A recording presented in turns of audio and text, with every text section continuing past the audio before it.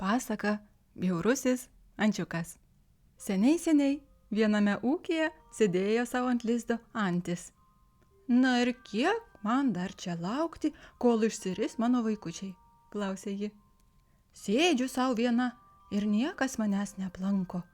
Bet ką jai daugiau liko daryti? Anties kiaušiniai turi būti šilti visą laiką, iki kol išsiris ančiukai. Tai per dienas belaukiant, kiaušiniai pradėjo skilti, mesti lukštus.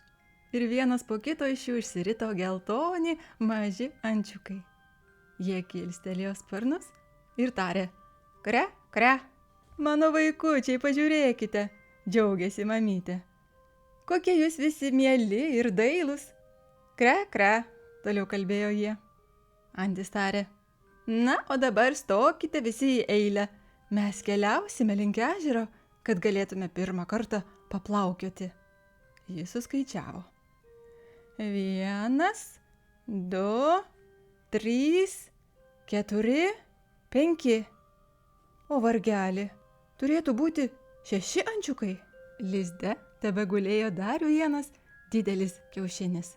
Na kągi, tarė antis, panašu, kad šiam dideliam kiaušiniui prireiks daugiau laiko. Taigi ji grįžo į lizdą ir laukė toliau. Kitą dieną didysis kiaušinis taip pat pradėjo judėti. Nusilupus visam lukštui, iš jo išsirito dar vienas paukščiukas. Tačiau, kiek kitoks jis atrodė gana keistai. Šis paukštelis buvo daug didesnis už kitus. Jis neturėjo ančiukams būdingos geltonos spalvos. Nuo galvos iki kojų buvo tamsiai pilkas. Ir vaikščiojo jis juokingai svyruodamas. Vienas iš geltonųjų ančiukų parodė pirštu. Kas jis toks? Jis negali būti vienas iš mūsų. Dar niekada nemačiau tokio bjauraus ančiuko, pasakė kitas. Kaip jūs taip negražiai šnekat, griežtu balsu tarė jų mamytė antis. Tau vos viena diena.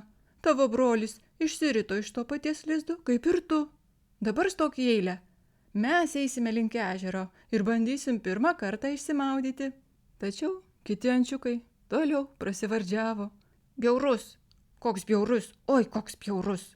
Bjaurusis ančiukas nežinojo, kodėl kiti ančiukai šitaip ant jo šaukia.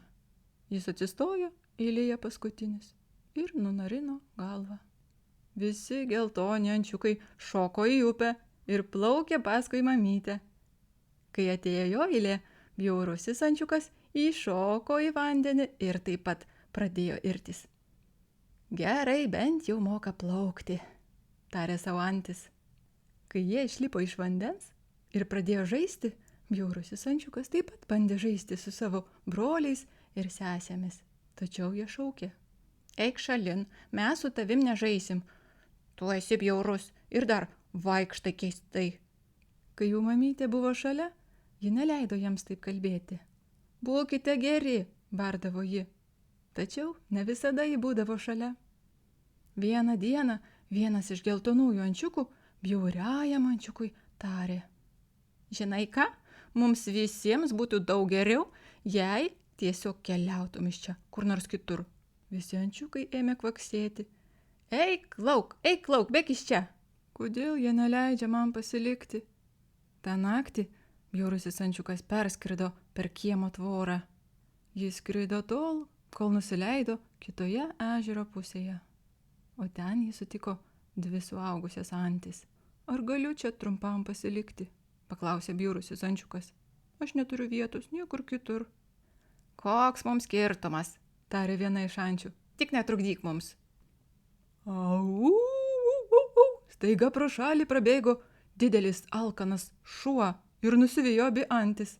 Jos greitai pakilo į orą, numesdamas ant žemės kelias plunksnas. Vargšas bjaurusis ančiukas sustingo iš baimės.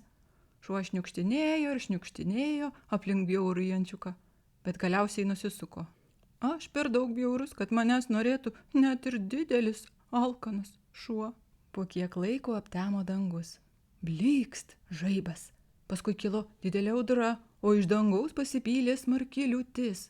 Ančiukas permirko kiaurai. Negana to pradėjo pūsti šaltas vėjas. Brr, tarė jis, prispaudė savo sparnus prie krūtinės. Kaip gerai būtų, jei rasčiau kur išdžiūti. Taip, bedrebėdamas, vienu metu toli miške bjaurusis ančiukas pamatė sumirkuliavus mažytę švieselę. Gal tai namelis? Jis nuskrido prie durų. Kre, kre, nedrąsiai prabilo bjaurusis ančiukas. Namelio durys girgždėdamos atsidarė. Kas čia per triukšmas? Paklausė sena moteriškė, žvalgydamasi į dešinę ir į kairę. Jos akys jau taip gerai nematė. Tada ji pažvelgė žemyn. Pažiūrėkit, tai antis. Ji pakėlė bjaurų ančiuką ir įmetė į savo namelį. Tu gali čia pasilikti, bet tik jei dėsi kiaušinius, pasakė ji.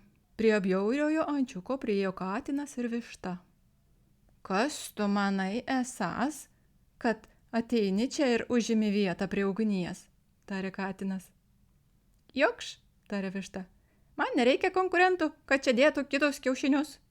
Nedėsiu, tarė bjaurusis ančiukas. Aš esu ančiukas, ne antytė.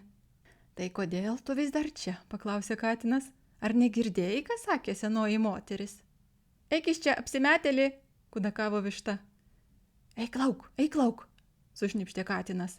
Durys vis dar buvo šiek tiek pravertos, todėl mūsų vargšas bjaurusis ančiukas išlindo pro duris ir grįžo atgal į audrą. Niekam aš nereikalingas, su ašaromis akyse tarė bjaurusis ančiukas. Audra baigėsi. Netrukus jis išvydo lyg naują ežerą. Pažvelgęs į vandenį, bjaurusis ančiukas pamatė atsispindinti skrendančių didelių baltų paukščių būrį. Jis pažvelgė virš galvos ir negalėjo patikėti savo akimis. Ten virš jo skrido patys gražiausi paukščiai. Atrodė, kad jų ilgi balti sparnai ir ploni kaklai tiesiog sklendžia dangumi. Jis žiūrėjo, kol paskutinis paukštis pranyko iš akių. Liko jis vėl prie ežero vienas ir laikas bėgo toliau. Medžių lapai nusidažė tamsiai raudoną ir auksinę spalvą, o paskui nukrito ant žemės. Atėjo žiema ir viską užklojo balta sniego danga. Pūtė šaltas vėjas ir slinko tamsus debesis ir bjaurusis ančiukas dar labiau liūdėjo. Ežeras virto ledu. Jam beliko tik mataruoti kojomis, kad ledas neužšaltų aplink jį ir jis neįstriktų ežere. Aš taip pavargau, tarė jis, mataruodamas iš visų jėgų. Ledas turėjo ir artėjo prie jo. Staiga 2 didžiulės rankos suėmė jį. Vargšelis, tarė ūkininkas. Jis priglaudė bjaurų ančiuką prie savo storos vilnonės striukės ir nusinešė paukštį į savo namus. Niekada šiltas židinys nebuvo toks malonus. Visą likusią žiemos dalį ūkininkas rūpinosi bjauriuoju ančiuku. Kol ilgainiui atėjo pavasaris. Medžiai pasidengė žaliais lapais, iš žemės išdygo mažytės spalvotos gėlytės. Atėjo laikas tau vėl eiti prie ežero, maudytis, kaip tau ir lemta, tarė ūkininkas. Jis nunešė ančiuką atgal prie ežero, ten, kur jį rado, ir atsargiai patupdė į vandenį. Oi, aš jaučiuosi toks stiprus, tarė jaunas paukštis, plasnodamas sparnais. Niekada nesijaučiau toks stiprus kaip dabar. Jis išgirdo už nugaros tylų šniokštimą ir atsisuko. Už jo ant vandens nusileido būrys tų pačių gražių paukščių, kuriuos jis anksčiau matė danguje. Atsiprašau, pasakė jiems ištiesdamas vieną sparną. Aš tuo išskrisiu, nebijokite. Jos skruostų nuriedėjo didelė riebi ašara. Jis pasisuko eiti tolyn. Kai atmerkė akis, vandenyje pamatė vieno iš tų gražių baltų paukščių atspindį. Kodėl jis buvo taip arti jo? Jis pašoko atgal. Atspindys irgi šoktelėjo atgal.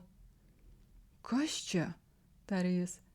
Jis ištiesė kaklą ir gražiojo paukščio atspindys taip pat ištiesė kaklą. Kodėl tu taip greitai nori išskristi? Paklausė vienas iš gražiųjų paukščių. Pasilik čia su mumis, tarė kitas. Galime draugauti. Tada bjaurusis ančiukas viską suprato. Jis jau nebebuvo bjaurusis pilkas paukštis, kuris eidamas svyruodavo. Vienu metu visos gulbės suplasnojo sparnais ir pakilo į dangų. Skrisk su mumis, sušuko viena iš jų. Skrisk pirmas, jis greitai suplasnojo sparnais ir išsirinko vietą priešais visą būrį. Visi naujieji draugai plasnojo jam iš paskos.